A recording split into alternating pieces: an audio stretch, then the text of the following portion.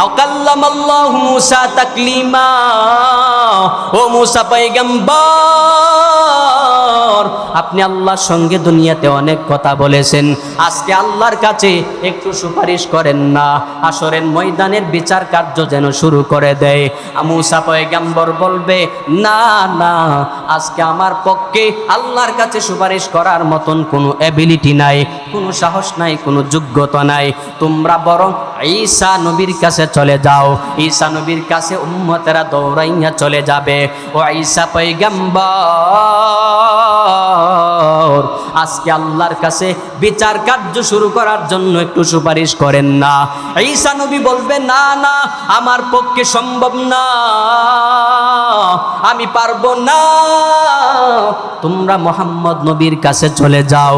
মুহাম্মদ নবীর কাছে যদি যাও, ওই নবী ছাড়া আজকে হাসরের ময়দানে কেউ সুপারিশ করতে পারবে না।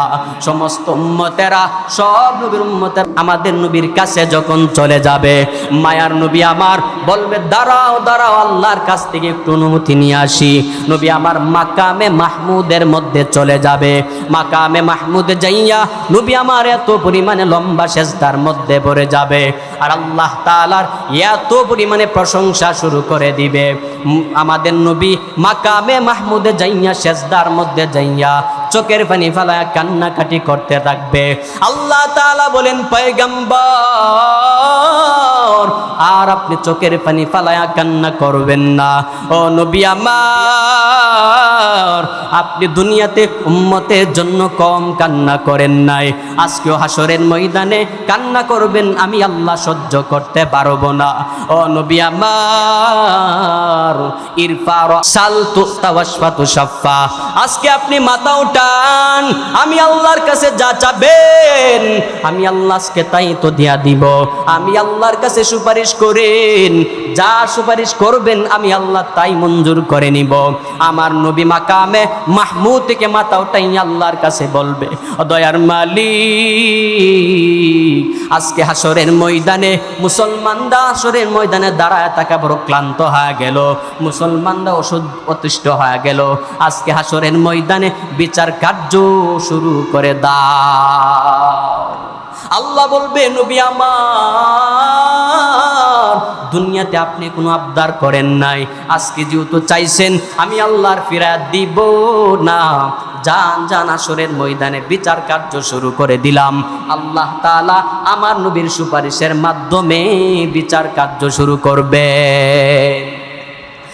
ইমামুল আউয়ালিন আল আখিরিন, বহরে সদকা রহমাতাল লিল আলামিন, সাইয়্যিদুল কাউনাইন খাতমুল মুরসালিন, আখিরামদ বুদে ফখরুল আউয়ালিন, শুদ্ধ ওজুদাশ রহমাতাল লিল আলামিন, মসজিদে শুধু হামারো ইয়ে জমিন। আল্লাহ তাআলা নবীকে গোটা পৃথিবীর জন্য রহমত স্বরূপ প্রেরণ করলেন। আল্লাহ তাআলা প্রত্যেক নবীকে একটা স্পেশাল দোয়া করার সুযোগ দিলেন। প্রত্যেক নবীকে আল্লাহ বলছেন যে আপনি একটা দোয়া করেন, এই মুহূর্তে আপনি যা চাবেন তাই পাবেন। অফার, বিশেষ অফার, ইন্না লিকুল্লি নাবিয়্যিন দাওয়াতাম মুস্তাজাবা। রাসূলকে, প্রত্যেক নবীকে আল্লাহ তাআলা মুস্তাজাবুদ দাওয়া বানাইছেন, তারপরেও আল্লাহ বিশেষ একটা অফার দিলেন, এই মুহূর্তে আপনি যা চাবেন আল্লাহ আপনাকে তাই দিবেন। সুবহানাল্লাহ। প্রত্যেক নবী দুনিয়াতে তার স্পেশাল দোয়া করে নিয়েছে। প্রত্যেক নবী তার স্পেশাল দোয়া করে নিয়েছে। আদম নবী তার স্পেশাল দোয়া করছে, নূহ পয়গম্বর তার স্পেশাল দোয়া দুনিয়াতেই করছে। কিন্তু আমার নবী বলেন, আমি স্পেশাল দোয়াটা দুনিয়াতে করব না। সুবহানাল্লাহ বলেন। আমি আমার গুনাহগার উম্মতের জন্য রেখে দিলাম, হাসরের ময়দানে যখন উম্মত আটকায়া যাবে তখন আমি আমার স্পেশাল দোয়াটা গুনাহগার উম্মতের জন্য করব। সুবহানাল্লাহ বলবেন না? এই তোমরা শয়তানি করো। তো নবী কি বলেন যে আমার গুনাহগার উম্মতের জন্য আমি স্পেশাল দোয়াটা রেখে দিলাম। ওটা কখন করা হবে? হাসরের ময়দানে। ইন্না লিকুল্লি নাবিয়্যিন দাওয়াতাম মুস্তাজাবা। নবী আমার বলেন, আল্লাহ তাআলা প্রত্যেক নবীকে একটা স্পেশাল দোয়া দান করলেন, স্পেশাল অফার দিয়া দিলেন। ইন্নী আখবাতু দাওয়াতি, আল্লাহ আমাকে অফারটা দিয়েছেন। আল্লাহ আমাকে বললেন আপনি এই মুহূর্তে যা চাবেন তাই দেওয়া হবে। আমি আল্লাহকে জানায় দিলাম, ও দয়ার মালিক, স্পেশাল দোয়াটা আমি দুনিয়ার জমিনে করতে চাই না, এই স্পেশাল দোয়াটা পরকালের জন্য রেখে দিলাম। আমার উম্মতেরা যখন হাসরের ময়দানে ধরা খেয়ে যাবে, আমার উম্মতের জন্য আমি স্পেশাল দোয়াটা তখন শুরু করে দিব। ও আল্লাহ, আমার উম্মতের জন্য আমি দোয়াটা রেখে দিলাম। আল্লাহ তাআলা নবীর দোয়াটাকে রেখে দিলেন। হাসরের ময়দানে উম্মতেরা যখন ধরা পড়ে যাবে, আল্লাহর দরবারে পাকড়াও হয়ে যাবে, আল্লাহ তাআলা তখন যখন মানুষগুলার সারিবদ্ধভাবে দাঁড় করায়া দিবে, মানুষগুলা জাহান্নামী, আমার নবী দেখবেন আমার উম্মতের সংখ্যা জাহান্নামী বেশি হয়ে গেল। আল্লাহর দরবারে দোয়া করবে, দয়ার মালিক, ও আল্লাহ, আমি আমার অফার স্পেশাল দোয়াটা রেখে দিলাম। আল্লাহ গো, তুমি আজকে আমার উম্মতকে জাহান্নামী বানাইতে পারবা না। আমার উম্মতের মধ্যে যাদের আদনা থেকে আদনা পরিমাণ ইমানটা দুনিয়া থেকে বিদায় নিয়ে আসলো, যাদের অন্তরের মধ্যে আদনা থেকে আদনা পরিমাণ ইমান ছিল, আজকে তাদেরকে জাহান্নামে দিতে পারবা না। মদিনাওয়ালা নবী আমার আল্লাহর দরবারে বলে বলে সুপারিশ করতে রাখবে, আমার নবীর সুপারিশ ছাড়া কেউ জান্নাতেও যেতে পারবা না। আমার নবীর সুপারিশ ছাড়া হাসরের ময়দানে বিচার কার্য শুরু হবে না। হাসরের ময়দানটা যখন কায়েম হয়ে যাবে, আল্লাহ তাআলা কি পরিমাণে হাসরের ময়দান কায়েম করবেন, হাসরের ময়দানটা হয়ে যাবে ভয়ঙ্কর। নবী আমার মানুষের জন্য কি পরিমাণে করুণা, মানুষের জন্য কি পরিমাণে দয়া, মানুষের জন্য কি পরিমাণে নবী আমার ভালোবাসা, হাসরের ময়দানে ঘটনা শুনলেই বুঝে আসবে। হাসরের ময়দানে আল্লাহ তাআলা সূর্যটাকে মাথার অর্ধ হাত উপরে দাঁড় করায়া দিবে। হাসরের ময়দানটা হয়ে যাবে তামার, সমস্ত মানুষ থাকবে উলঙ্গ। হাসরের ময়দানে মাথার উপরে থাকবে সূর্য। ওই হাসরের ময়দানে কঠিন ভয়াবহ অবস্থার মধ্যে যখন উম্মতেরা দাঁড়ায় যাবে, হাসরের ময়দানে এই ভয়াবহ অবস্থার মধ্যে দাঁড়াইয়া সূর্যের তাপে মানুষের মাথা থেকে গাম বেয়ে বেয়ে জমিনে পড়বে। হাদিসের মধ্যে পাওয়া যায় কারো জন্য ওই হাসরের ময়দানে সূর্যের তাপের কারণে যে গাম বেয়ে বেয়ে পড়বে, ওই গামগুলা কারোর জন্য হাঁটু পানি হয়ে যাবে, ওই মাথার গামগুলা কারোর জন্য সাঁতার পানি হয়ে যাবে, কারোর জন্য কোমর পানি। কি পরিমাণ মানুষের বডি থেকে গাম বের হয়ে যাবে। কারণ নবী জানায়া দিলেন মানুষের মাথার অর্ধ হাত উপরে থাকবে সূর্য। ওই সূর্যটাকে বলা হবে, হে সূর্য, আজকে তোমার সব তাপ জমিনের মধ্যে ছেড়ে দাও। সূর্য যখন সব তাপ জমিনে ছেড়ে দিবে, হাসরের ময়দানে মানুষগুলা বেকার হয়ে যাবে, মানুষগুলা হাউমাউ করে কান্নাকাটি শুরু করে দিবে। ইয়াউমান কানা মিকদারু 50 আলফা সানা, 50,000 বছরে দাঁড়ায় থাকা লাগবে।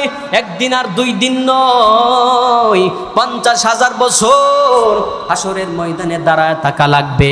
কঠিন মুহূর্তের মধ্যে 50,000 বছর কেন, একদিনও যদি বলা হয় হাসুরের নিচে দাঁড়ায় থাকো, দুনিয়ার মানুষের পক্ষে পসিবল হবে না, দুনিয়ার কারো পক্ষে সম্ভব হবে না। সারাদিন কাজ করে করে করে করে যখন বাড়ির মধ্যে চলে যায়, কি পরিমাণ পানির পিপাসা লাগে। বিবিরে যাইয়া বলে, বিবিরে তাড়াতাড়ি ঠান্ডা পানির ব্যবস্থা করে দাও, আমার বুক মনে হয় জ্বলে যাবে, তাড়াতাড়ি পানি দাও, আমাকে ঠান্ডা পানির ব্যবস্থা করে দাও। আল্লাহর ওই বান্দা ঠান্ডা পানি পান করে সুন্দর করে রেস্ট নিতে থাকে। ঠান্ডা পানি পান করলে বোঝা যায় কি পরিমাণে শান্তি অন্তরের মধ্যে চলে আসে। মদিনাওয়ালা নবী বলেন, হাসরের ময়দানে 1 দিন না 2 দিন না 3 দিন না 1 মাস না 2 মাস না 50,000 বছরীয় অবস্থার মধ্যে দাঁড়ায় থাকা লাগবে। উম্মতেরা শুনে নেও, বেঈমানেরা পর্যন্ত হাহাকার শুরু করে দিবা, আর বলতে থাকবে, ও আল্লাহ, আজকে হাসরের ময়দানের বিচার কার্যটা তুমি শুরু করে দাও। হাসরের ময়দানে আর দাঁড়ায় থাকতে পারবো না, বিচার কার্য শুরু করো। হাসরের ময়দানে আর দাঁড়ায় থাকতে পারবো না। বেঈমানের আওয়াজ আওয়াজ, এক পর্যায়ে মুসলমানের আওয়াজও চলে আসবে, ইমানদাররাও আওয়াজ দেওয়া শুরু করবে, আল্লাহ গো হাসরের ময়দানে বিচার কার্য শুরু করে দাও। আর দাঁড়ায় থাকতে পারবো না, হাসরের ময়দানে বিচার কার্য শুরু করে হয়তো জান্নাতি না হয় জাহান্নামী, রাস্তা দুইটা, জান্নাতি হলে জান্নাতে পাঠায়া দাও, জাহান্নামী হলে জাহান্নামে পাঠায়া দাও, তবুও হাসরের ময়দানে আর দাঁড় করায়া রাখবা না। সমস্ত মানুষেরা বেকারান হয়ে যাবে, সমস্ত মানুষ পরামর্শে বসে যাবে আর বলবে আবুল বাশার পৃথিবীর প্রথম মানুষ আদম নবীর কাছে আমরা সবাই সুপারিশ করব। আদম নবীরে যাইয়া বলবো, ও আদম পয়গম্বর, আপনি পৃথিবীর প্রথম মানুষ, আল্লাহ আপনাকে নিজের হাতে বানাইছেন, আল্লাহ তাআলা আপনাকে ফেরেশতার মাধ্যমে সেজদা দেওয়াইছেন, আল্লাহ তাআলা আপনাকে পৃথিবীর প্রথম মানুষ বানাইছেন, আল্লাহ তাআলা আপনাকে জান্নাতেও বসবাস করাইছেন, আপনি আল্লাহর কাছে যাইয়া সুপারিশ করেন, ও দয়ার মালিক, হাসরের ময়দান থেকে ফায়সালা দুইটার একটা, হয়তো জান্নাতি না হয় জাহান্নামী, যারা জান্নাতি তাদেরকে জান্নাতের ফায়সালা শোনায়া দাও, আর যারা জাহান্নামী তাদেরকে জাহান্নামের ফায়সালা শোনায়া দাও। আল্লাহ তাআলার কাছে সুপারিশ করার জন্য আদম নবীরে যাইয়া সবাই দৌড়বে। আদম নবী বলবেন, না না, আল্লাহর কাছে যাইয়া সুপারিশ করার ক্ষমতা আমার মধ্যে নাই।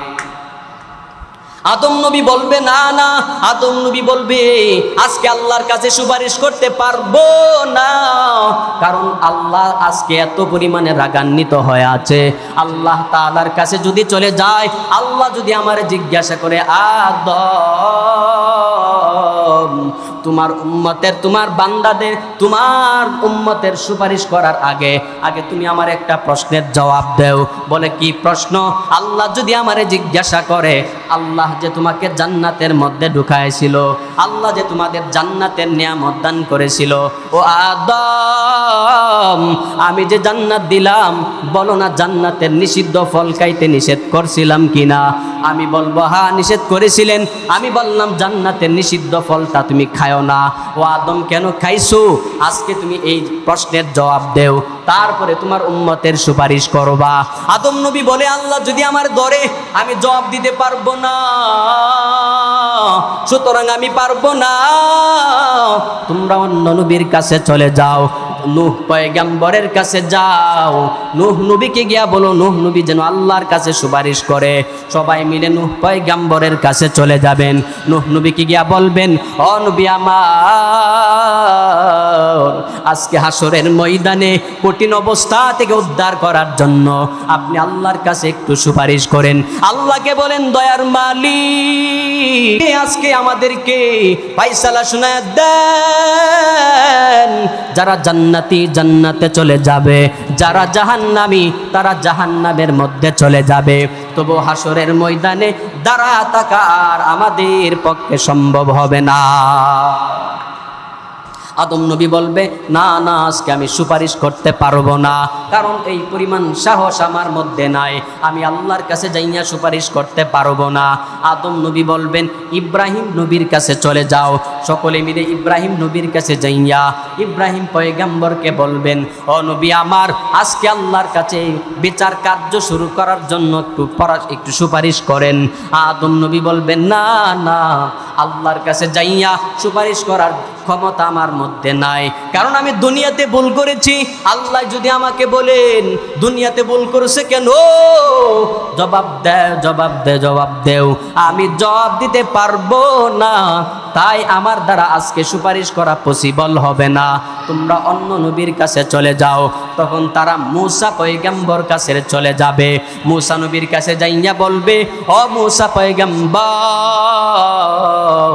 আপনি দুনিয়াতে আল্লাহর সঙ্গে কম কথা বলেন নাই। আও কাল্লামাল্লাহু মূসা তাকলিমা, ও মূসা পয়গম্বর, আপনি আল্লাহর সঙ্গে দুনিয়াতে অনেক কথা বলেছেন, আজকে আল্লাহর কাছে একটু সুপারিশ করেন না, হাসরের ময়দানের বিচার কার্য যেন শুরু করে দেয়। মূসা পয়গম্বর বলবে, না না, আজকে আমার পক্ষে আল্লাহর কাছে সুপারিশ করার মতন কোনো এবিলিটি নাই, কোনো কোনো সাহস নাই, কোনো যোগ্যতা নাই। তোমরা বরং ঈসা নবীর কাছে চলে যাও। ঈসা নবীর কাছে উম্মতেরা দৌড়াইয়া চলে যাবে। ও ঈসা পয়গম্বর, আজকে আল্লাহর কাছে বিচার কার্য শুরু করার জন্য একটু সুপারিশ করেন না। ঈসা নবী বলবে, না না, আমার পক্ষে সম্ভব না, আমি পারবো না। তোমরা মোহাম্মদ নবীর কাছে চলে যাও। মোহাম্মদ নবীর কাছে যদি যাও, ওই নবী ছাড়া আজকে হাসরের ময়দানে কেউ সুপারিশ করতে পারবে না। সমস্ত উম্মতেরা, সব নবীর উম্মতের আমাদের নবীর কাছে যখন চলে যাবে, মায়ার নবী আমার বলবে, দাঁড়াও দাঁড়াও, আল্লাহর কাছ থেকে একটু অনুমতি নিয়ে আসি। নবী আমার মাকামে মাহমুদের মধ্যে চলে যাবে। মাকামে মাহমুদে যাইয়া নবী আমার এত পরিমাণে লম্বা সেজদার মধ্যে পড়ে যাবে, আর আল্লাহ তাআলার এত পরিমাণে প্রশংসা শুরু করে দিবে। আমাদের নবী মাকামে মাহমুদে যাইয়া সেজদার মধ্যে যাইয়া চোখের পানি ফেলায় কান্নাকাটি করতে থাকবে। আল্লাহ তাআলা বলেন, পয়গম্বর, আর আপনি চোখের পানি ফেলায়া কান্না করবেন না। ও নবী আমার, আপনি দুনিয়াতে উম্মতের জন্য কম কান্না করেন নাই, আজকেও হাসরের ময়দানে কান্না করবেন, আমি আল্লাহ সহ্য করতে পারবো না। ও নবী আমার, ইরফা রাসাল তুস্তাওয়াশফা তুশাফা, আজকে আপনি মাথা উঠান, আমি আল্লাহর কাছে যা চাবেন আমি আল্লাহ আজকে তাই তো দিয়া দিব। আমি আল্লাহর কাছে সুপারিশ করেন, যা সুপারিশ করবেন আমি আল্লাহ তাই মঞ্জুর করে নিব। আমার নবী মাকামে মাহমুদ থেকে মাথা উঠাই আল্লাহর কাছে বলবে, দয়ার মালিক, আজকে হাসরের ময়দানে মুসলমানরা হাসরের ময়দানে দাঁড়ায় থাকা বড় ক্লান্ত হয়ে গেল, মুসলমানরা অতিষ্ঠ হয়ে গেল, আজকে হাসরের ময়দানে বিচার কার্য শুরু করে দাও। আল্লাহ বলবে, নবী আমার, দুনিয়াতে আপনি কোনো আবদার করেন নাই, আজকে যেহেতু চাইছেন আমি আল্লাহর ফিরাত দিব না।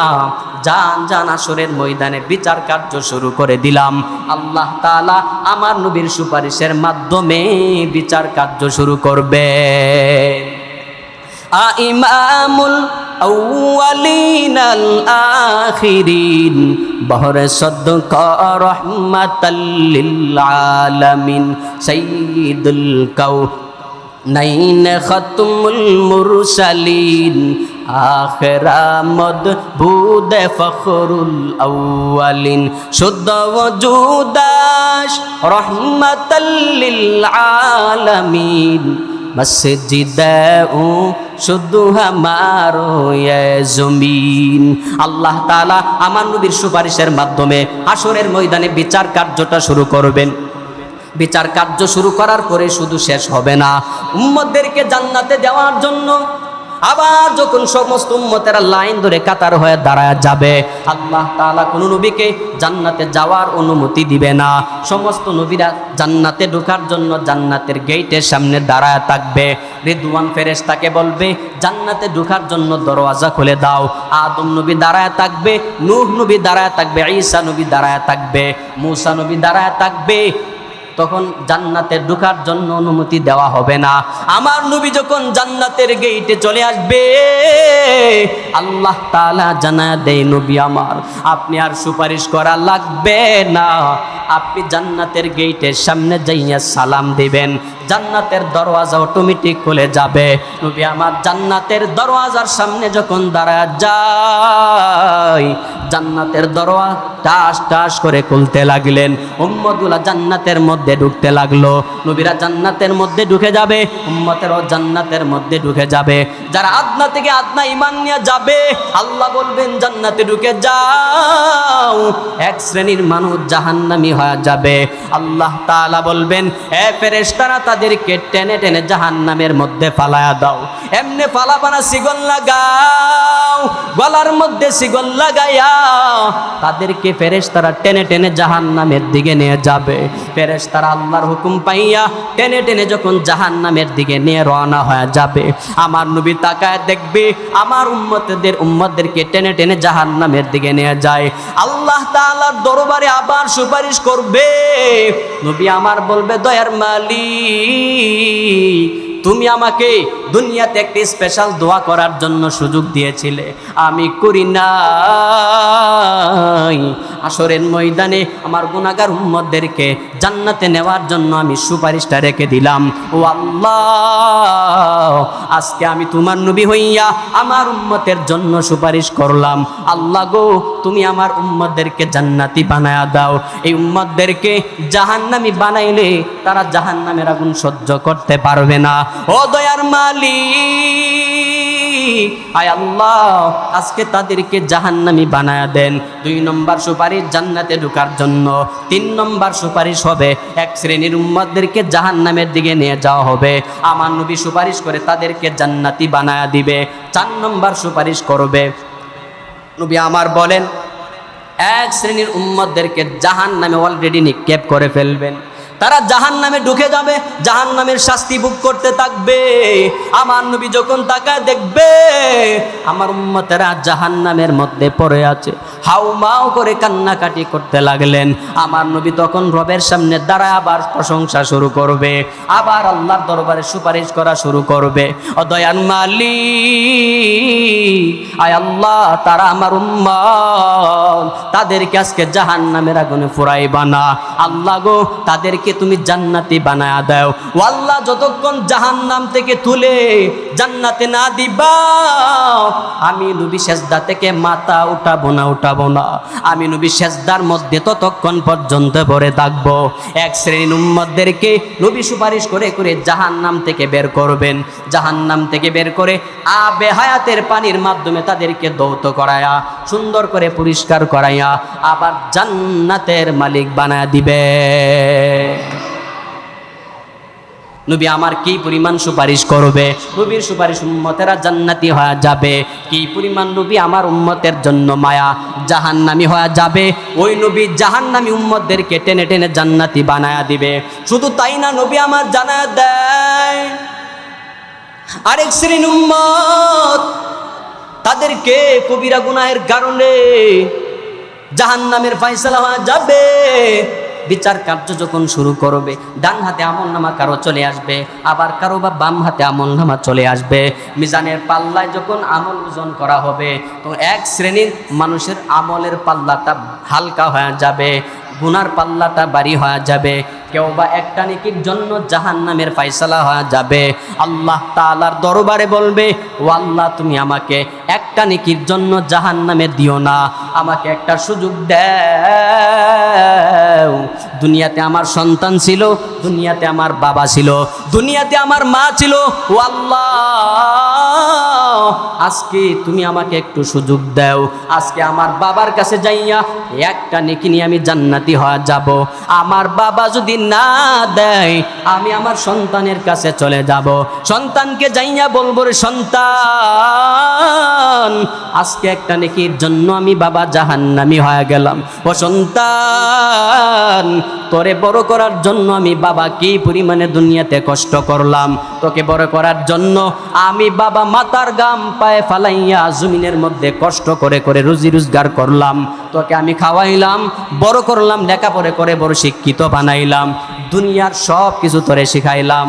আমি তোরে দুনিয়ার বুঝ দিয়া দিলাম। তুই দুনিয়ার কিছুই চিন্তি না। আমি বাবা কোনটা সঠিক তোরে শিখাইয়া দিলাম, কোনটা ভালো তোরে শিখাইলাম, কোনটা মন্দ তাও তোরে জানাইয়া দিলাম। হে সন্তান, আজকে আমি বাবা একটা নেকির জন্য জাহান্নামের ফয়সালা হয়ে গেল। ও সন্তান আমার, দুনিয়ার কষ্টের বিনিময় একটা নেকি আমার দেয়া দেও, আমি জান্নাতি হয়ে যাব। সন্তান বলবে, না না, দুনিয়াতে আমি জন্ম নিয়েছি কথা ঠিক, আমার বাবা ছিল তাও ঠিক, আমার মা ছিল তাও ঠিক, কিন্তু আপনি যে আমার বাবা, আমি আপনাকে চিনি না, আমি আপনাকে মানি না। ইয়াউমা ইয়াফিরুল মারউ মিন আখি ওয়া উম্মিহি ওয়া আবি ওয়া সাহিবাতিহি ওয়া বানি। আল্লাহ তাআলা বলেন বাবা সন্তানের কাছে যাবে, সন্তান তার বাবার কাছে যাবে, মা সন্তানের কাছে যাবে, মা সন্তানের কাছে যাওয়ার পরে নৈরাশ হয়ে ফিরে আসবে, বাবা সন্তানের কাছে যাবে একটা শুধুমাত্র নেক আমল করার জন্য। সন্তান বলবে আমার দুনিয়াতে কোনো বাবা ছিল না, যদিও ছিল তারে আমি চিনি না। মা যখন সন্তানের কাছে যাবে, মা বলবে আমি কোনো দুনিয়াতে সন্তান জন্ম দেই নাই। স্বামী তার স্ত্রীর কাছে যাবে, স্ত্রী বলবে আমার দুনিয়াতে কোনো স্বামী ছিল না। কেন বলবে? যদি একটা নেকি দেওয়া লাগে এই ভয় নিয়া আত্মীয়তার সম্পর্ক বিচ্ছিন্ন করবে। হাসরের ময়দানে সবাই আতঙ্ক হয়ে যাবে আর বলবে আমার দুনিয়াতে কোনো আত্মীয় স্বজন ছিল না। কারণ কি? বলে একটা নেকি যদি চাই, আমি যদি একটা নেকি দেয়া দেই, আবার একটা নেকির জন্য আমার জান্নাতের মর্তবা নিচু হয়ে যাবে, আমার জান্নাতের নিয়ামত কমে যেতে পারে। এই ভয় নিয়া কোনো সন্তান তার বাবাকে একটা নেকি দিবে না, কোনো বাবা তার সন্তানকে একটা নেকি দিবে না। নবী আমার বলেন এই হাসরের কঠিন ময়দানের মধ্যে উম্মতেরা বেকারার একটা নেকির জন্য দৌড়াবে, বলবে আমাকে একটা নেকি দাও।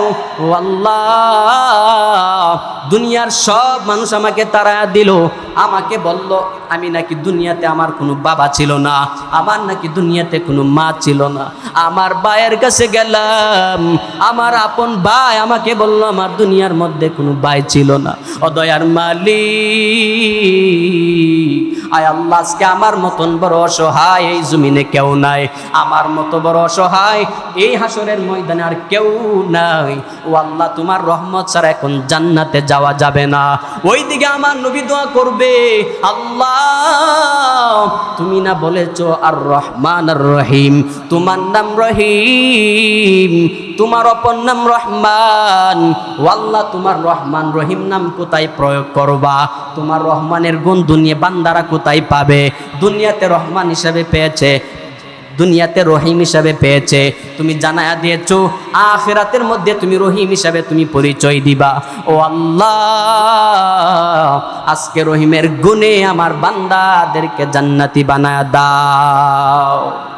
ইয়া ইলাহি তু মেরা রহিম হায়, या इलाही तू मेरा रहमान है, या इलाही तू मेरा हन्नान है, या इलाही तू मेरा मन्नान है। कुफर शिर्क को मेरे दिल से दूर कर, मेरे दिल में इश्क हक मामूर का। হাসরের ময়দানে নবীর শাফাত লাগবে কি লাগবে না? লাগবে। নবী সবার জন্য সুপারিশ করবে। কাদের জন্য করবে? যারা নবীকে ফলো করেছেন তাদের জন্য সুপারিশ করবে। নবী বলেন আমি রহমান হিসেবে, রহমত হিসেবে দুনিয়াতে এসেছি, আমার মায়া উম্মতের জন্য বিন্দু পরিমাণে কম ছিল। আমাকে এত মায় মারলো, তারপরেও আমি আমার উম্মতের জন্য বদদুয়া করি নাই। আমি নবী বললাম, হে উম্মত, আমাকে ফলো করে করে যদি মৃত্যু পর্যন্ত ফলো করে চলতে পারো, হাসরের ময়দানে ফলো করে যদি দাঁড়াইতে পারো, তাহলে আমি নবী সুপারিশ করে তোমাদেরকে জান্নাতে নিয়ে যাব। উম্মাজান আয়েশা সিদ্দিকা রাদিয়াল্লাহু তাআলা আনহা বলেন, নবী হাসরের ময়দানে এত মানুষ দাঁড়াবে, আপনি আপনার উম্মতকে কিভাবে চিনবেন? আপনি আপনার উম্মতকে কিভাবে চিনবেন? তখন রাসূল বলেন, হে আয়েশা শুনো, আমার উম্মতের যারা 5 বেলা নামাজ পড়বে, উজু করবে, তারা উজু যে অঙ্গ প্রত্যঙ্গগুলো ভিজাবে, দৌত করবে, প্রত্যেকটা অঙ্গ প্রত্যঙ্গ হাসরের ময়দানে নূরের মতন চমকাইতে থাকবে। কিসের মতো চমকাবে? নূরের মতো চমকাবে। রাসূল বলেন, যারা আমি রাসূলের সুন্নত ইত্তেবা করে করে দাড়িটা রাখলো, তাদেরকেও চেনাটা আমি নবীর কাছে আরো সহজ হয়ে যাবে। তার চেয়ে বড় কথা, যারা রাসূলের ইত্তেবা করে রাসূলের সুন্নতের আদর্শ মেরে মেরে যারা দুনিয়াতে চলবে, হাসরের ময়দানে আল্লাহ অটোমেটিক্যালি তাদেরকে এক কাতারে দাঁড় করায়।